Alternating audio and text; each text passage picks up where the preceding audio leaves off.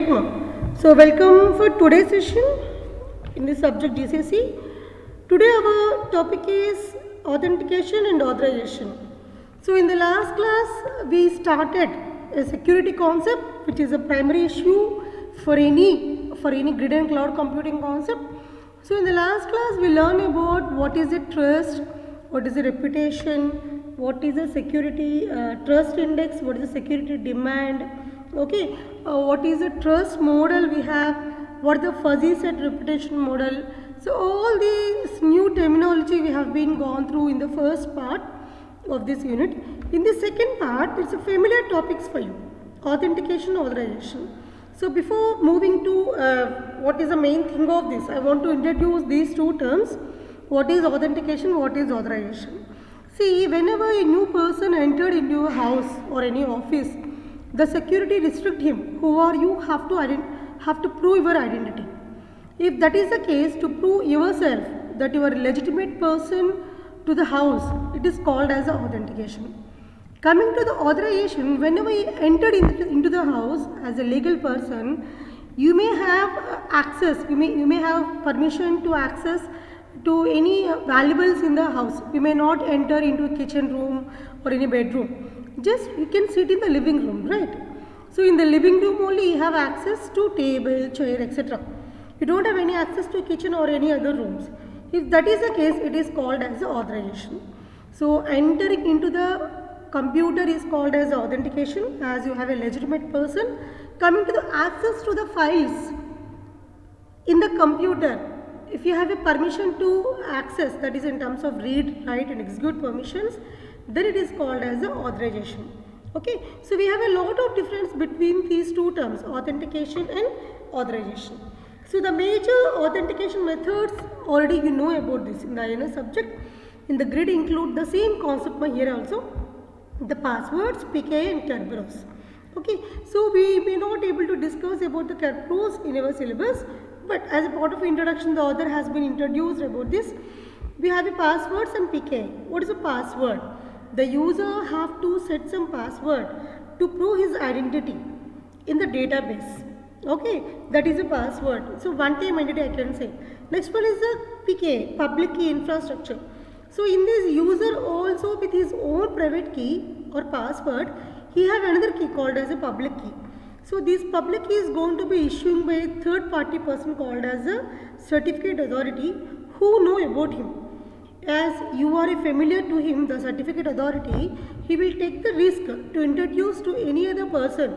Yeah, he is a good boy, we can move on with this boy or girl. So this is to be certified by the certificate authority. If that is the case, it is called as a PKI. Okay, the public key. So these two things playing a vital role in our this authentication and authorization concept. Now, coming to the password, which I said previously, is the simplest method to identify users, but the most vulnerable one to use. Because why it is vulnerable? Because any person has been stolen your password, that person may enter into the system and he can do anything.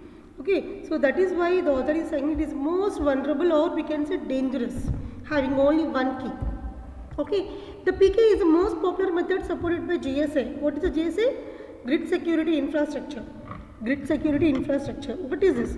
To implement PKI, we use a trusted third party called as certificate authority.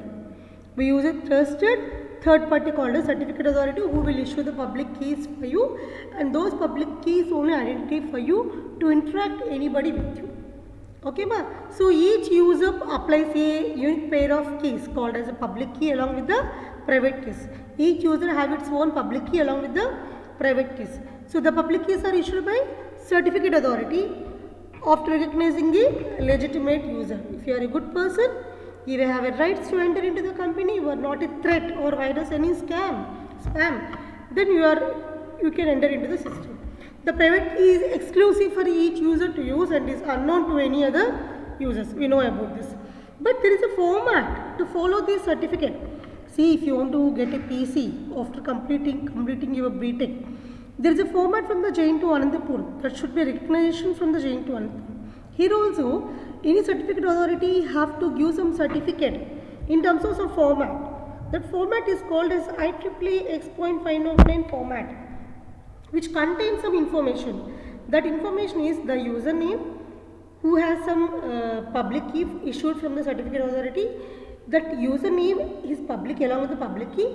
That certificate authority name, digital signature of the certificate authority, and secret signature of the user. Okay, so these are the things should contain in any public key certificate issued by the certificate authority to any user. Okay, now next, so authorization. Now you are legitimate person, you got a certificate authority certificate for your public key. Now you entered into the system. It is a time to know whether you have a permission to access the resources or not. So the files, the folders, some softwares, you may not able to get access if you don't have. Okay, so that can be the read, write or execute permissions. Let us see what is this. The authorization is a process to access control of shared resources. Yes. Okay.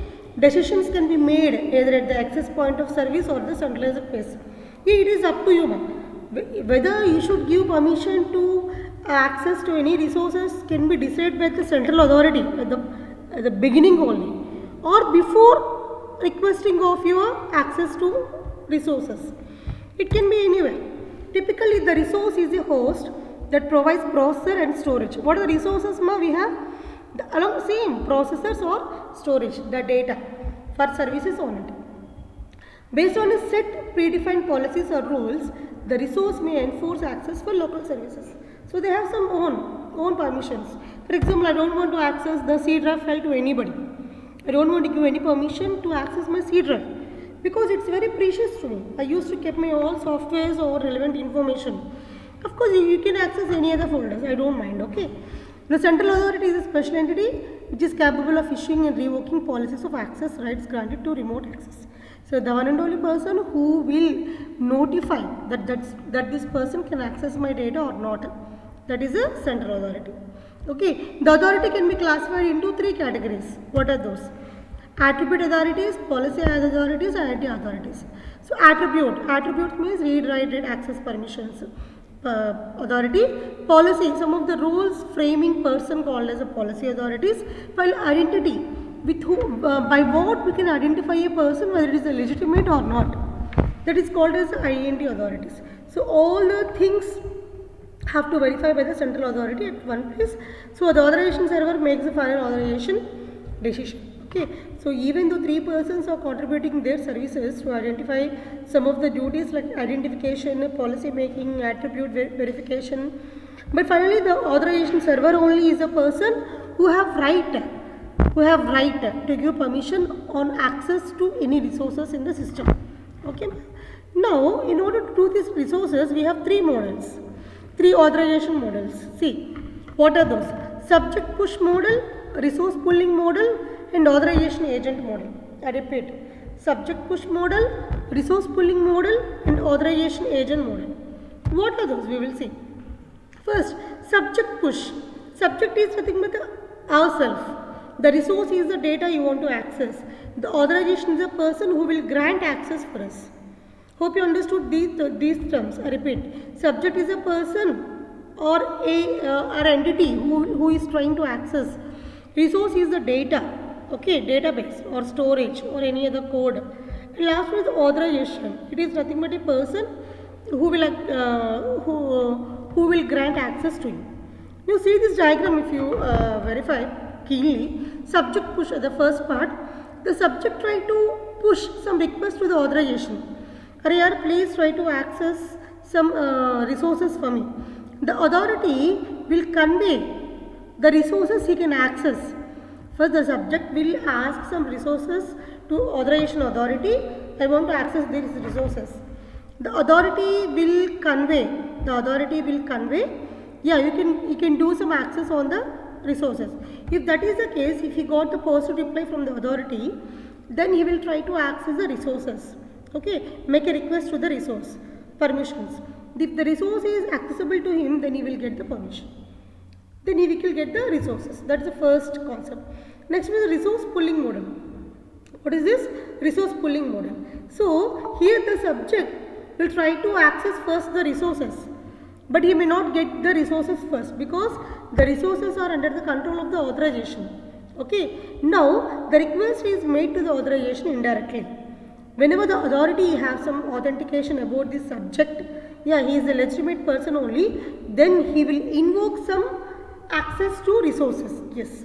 So this resource can be accessed by this subject. So it is the fourth step. He will try to access the resource, but whenever he got the permission from the authority only, he will access the resource. So the authority will check the credentials of the subject. Whenever there is satisfaction of the credentials, then he may get the resources permission and he permit the resource to access by the subject. Then the subject will access the resource. That is the second topic, resource pooling. Final one is the authorization. So everything is going to done with the authorization only. The subject first have to make a request to the authority, like in the first concept. The authority will give access to the resources permissions. The resources will say I am ready to take same to the authority. Okay, now the authority will convey the same that subject you can access resources, or the resources are moving to authority, the authority will give the data to the subject.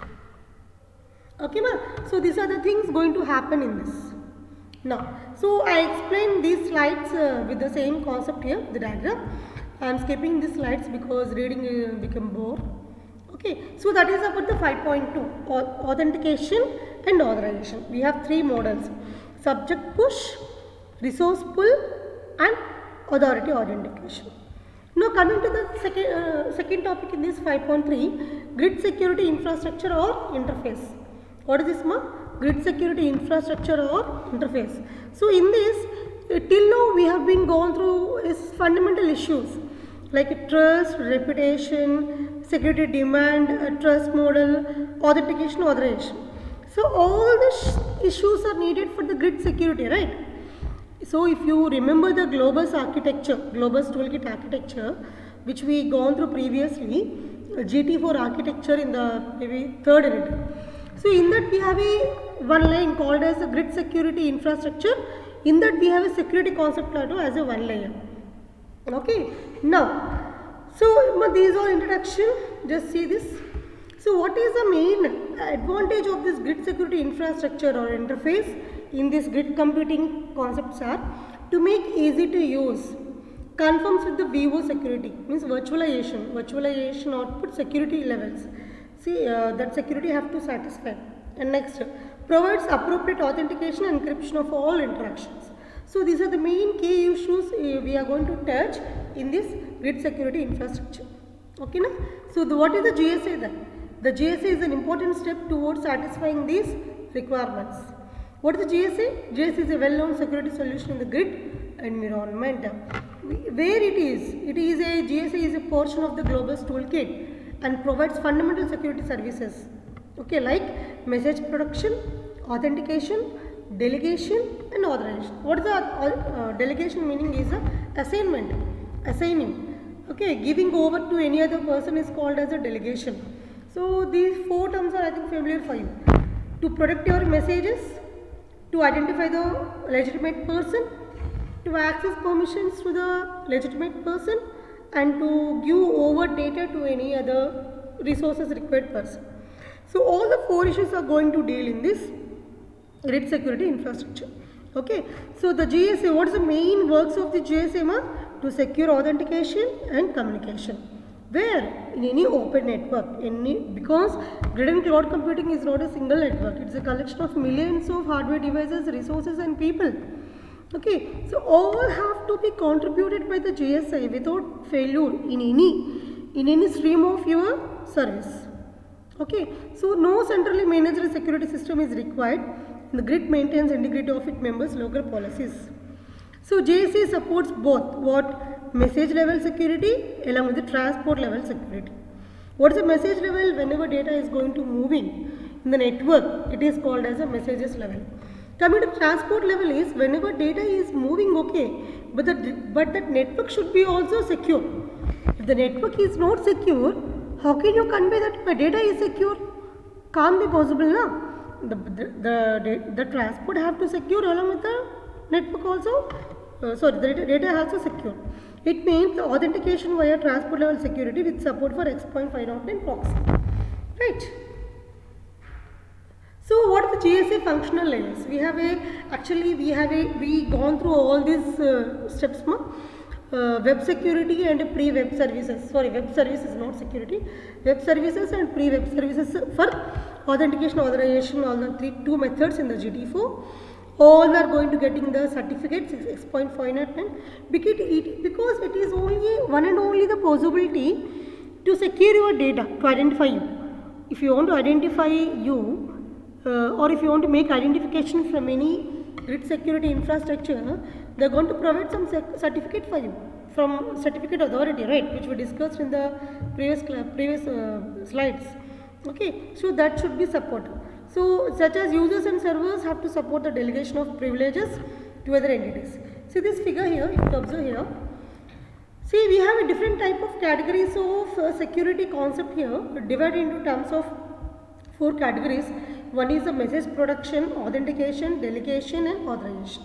Okay, so service oriented access protocol will take care of, which will use what is that XML format to secure your data. The XML format is going to be used to transport your data from one place to another. Here web services, internet services, secure conversation will be there about your messages. Next, authentication is going to provide by using X.509 certificate. Delegation, whatever data you have been given to any other person, that person also have to identify by X.509 certificate only. Okay, and it is nothing but a secured assertion markup language. For data access for any resources, it is a language by which we can get the resources in a secured manner by using map file. What is a map file is, for example, user want to access 5 resources. Okay, we have a bits. Each file have some bit 0 or 1. 0 means you can't access that you can't access the resource. 1 means you can access that resource. So for the 5 files, if you have 0, 0, 1, 1, 1, what it means, the first 2 files can't able to access by the user, next 3 files can able to access by the user. Okay, that is called as a map file. So this is going to made by this SAML, secure assertion markup language concept. Okay, so this is a one more way also. Web security, one more layer is also there, where username and password is required for your authentication. Here certificates are using, but here username and password is required, and here we are going to use the same grid map file for your authorization access file. And finally, in the transport level security, the network level, I can say there is a transport level security concept protocol is there, which will take care of your message production, same X.509 certificate for the delegation and authentication also, and grid map file and SAML for the authorization purpose. So this is how this what is this GSA, grid security infrastructure, is going to maintain to secure your data in different formats for authorization, for delegation, authentication and message production. Okay ma? Right. So these are 4 functions: message production, authentication, delegation and authorization. Right.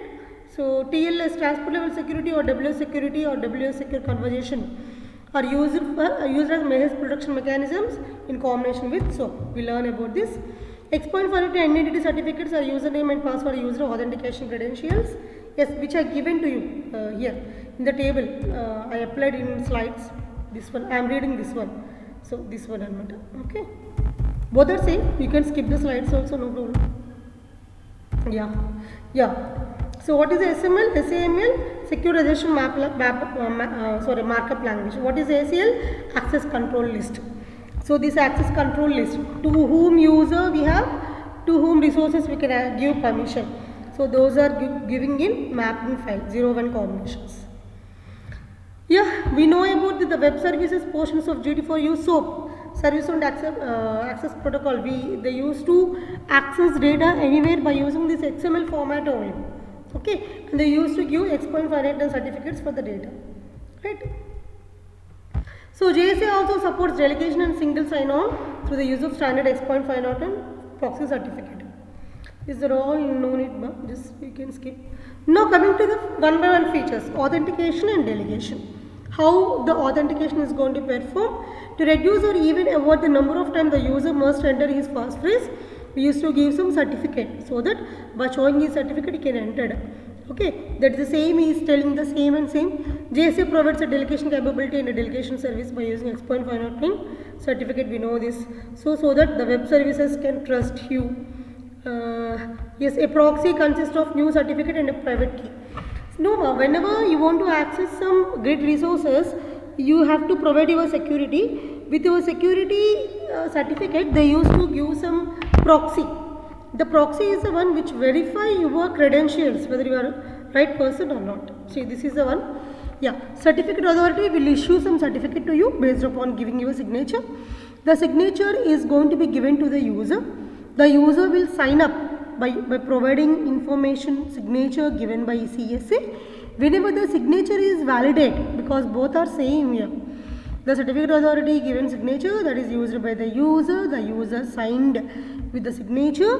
If that is the case, the proxy is a one which conclude that you are a legitimate person to go on.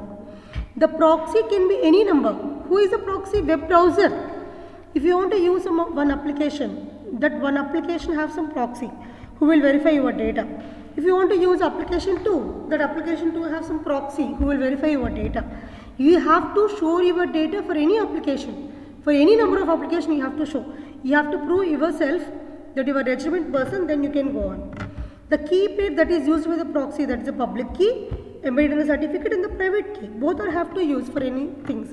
So may either be regenerated for each proxy or to be obtained by other means. Okay.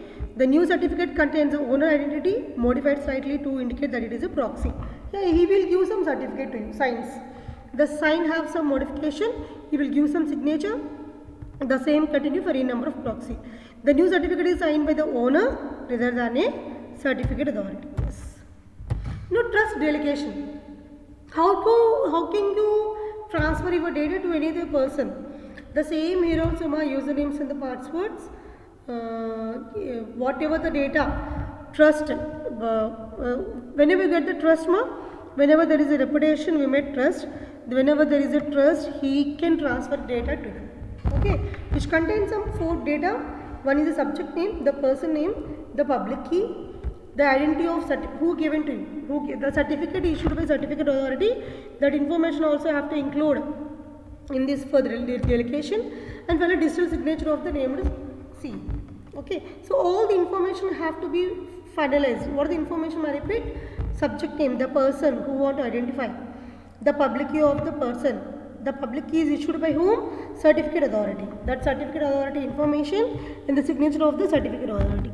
All the information have to be rechecked before transferring your data.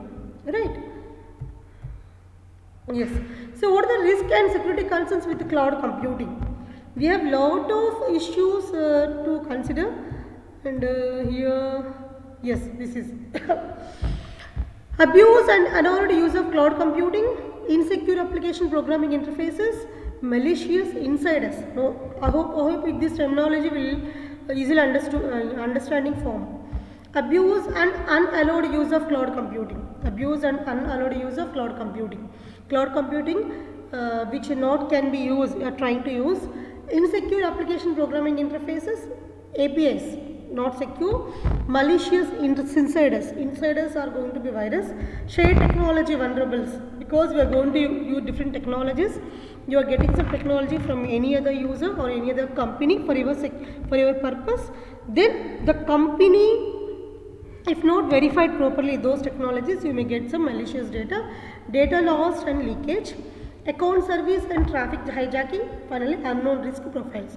So these are the things can be possible as a risk, and where you have to concentrate to identify any problems in your grid security infrastructure. Okay, ma?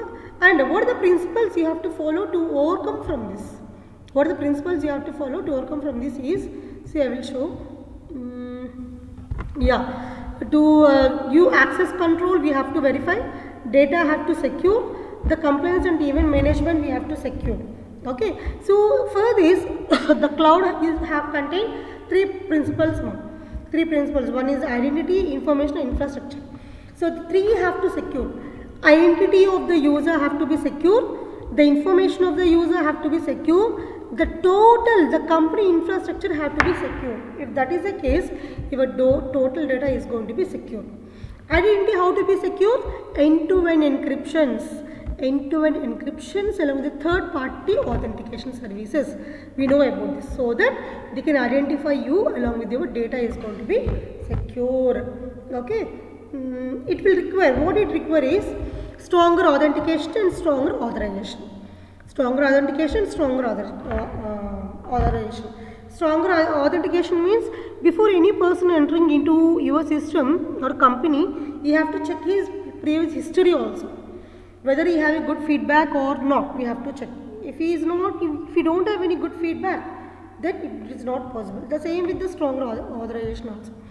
Information security. So before accessing your data, that data have to be secure. Okay, the data needs its own security. It will require data isolation properties, means whenever change has been made at one place, that changes have to be made to any other places also. Okay, so virtualization, encryption, access control will be workhorses for this. Stronger data security, same. Effective data classification, which is important, which is not important, which one have to be more secure, like this. Information rights management, so stronger data center security. So these are all common. Governance and compliances. So we have to maintain some governance and compliances mandatorily, because if any user has been raised that my data is not secure, you should be in a position to help him, because the data have to get back, or you have to remodify, or you have to secure. Okay, so for that we have to do some validation information and monitoring and auditing, because you have to monitor round the clock what data, what is happening in the company, what is happening to the data, what is happening to the users. Monitoring have to be taken care. At the same time, monitoring along with the auditing also have to perform on your data. Okay, ma? And finally, infrastructure security. We know about this. Infrastructure security is not a single issue, it's a big issue, that is us. Infrastructure as a service will come into the scene and will take care of all. Infrastructure contains everything now. The infrastructure contains hardware, software, technologies, users, data, everything, servers, all should come into the scene. Yes. Yeah, that is enough. No need also this one. Just okay. Yeah, this is the end of this